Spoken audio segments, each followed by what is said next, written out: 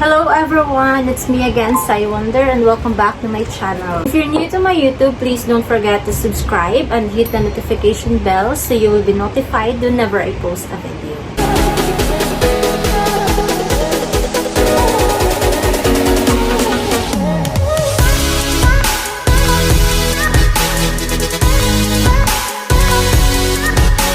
For today's video, we'll be unboxing one of my Shopee purchase, which is the office chair, and we'll see if wala bang damage or sakto ba yung pinadala ni seller. Let's open it. So, ito siya kalaki, guys.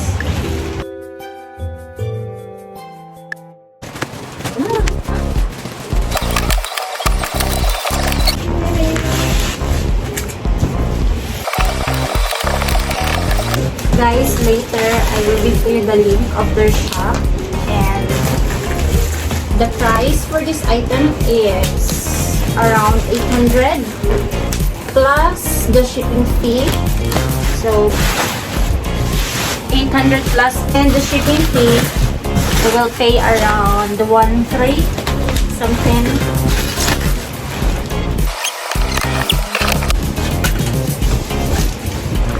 This is it. Careful. Oh my gosh. These are the parts. Later, we will assemble it. Ito na yun. Sana naman kaya ko. Yung mga bulong niya. Then, the back chair. Hala. My God. Oh my! Ang ganda! Walang damage! Okay? Sulit yung pagkakagawa niya. As you can see, linis pa talaga. And the chair. So later, we'll assemble this. Uy, galing! Walang damage! Tapos may additional pa rin ako order. Sa kanilang shop din to. This is ganun, yoga shorts. And also, slippers.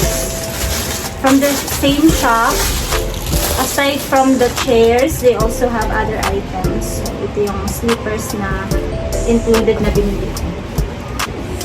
And they have the manual. So, meron siyang guide. Tingnan nyo guys, yung guide niya. So, una natin gawin ay ito raw. Kunin na natin yung mga bubble wraps. Ito yung mga hilig ng mga bata. Guys, ang galing. Walang damage, oh. Walang dents talaga.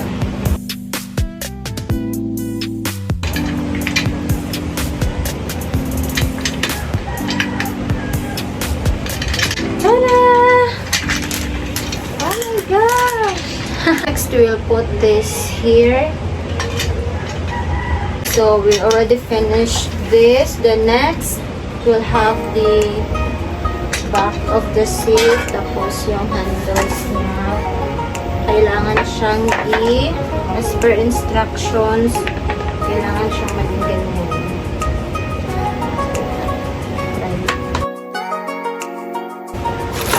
Ito yung mga libre niya.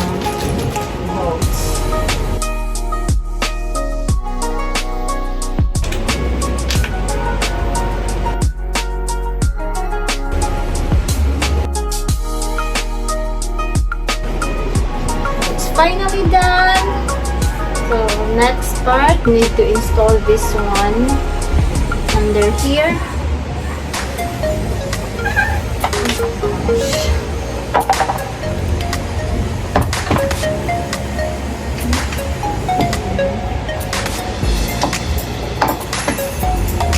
Okay, today. So we now have our chair.